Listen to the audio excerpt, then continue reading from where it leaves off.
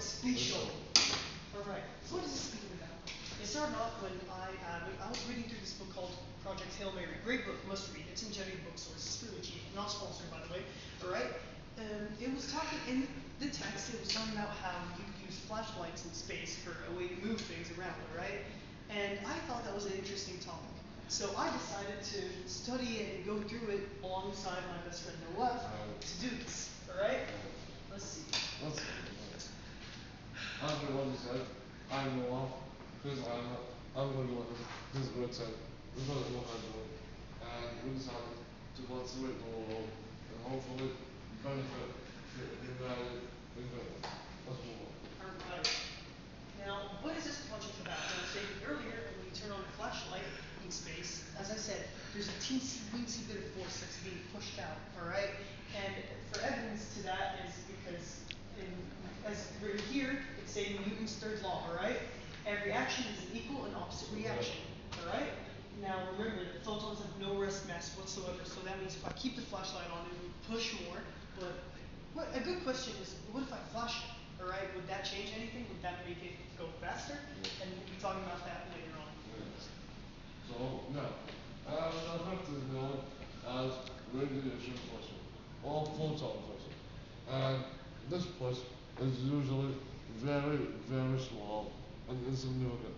But when piled upon each other over time, they accelerate until we reach the desired speed or momentum.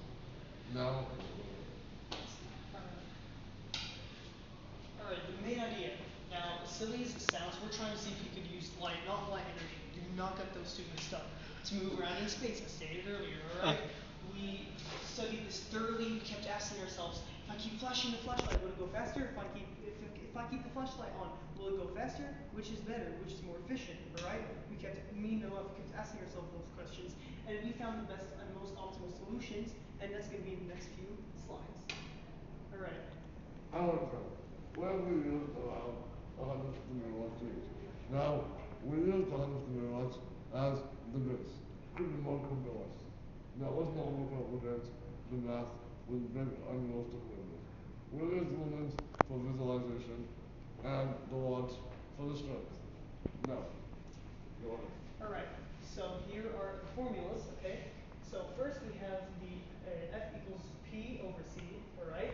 F is force, P is watts, and C is solely just the speed of our current light, alright? Okay, and as for acceleration, here it is, alright? It's not all too much important, as it's just a regular acceleration formula, except we modified it by a little bit, alright? And as for distance with constant acceleration, here it is.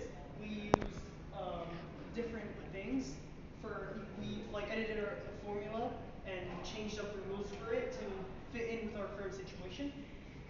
We can use an example of a small probe moving from 1 to 10 inches, alright, weighing mass of 100 kilograms, okay? Again, remember, 150 megawatts, okay?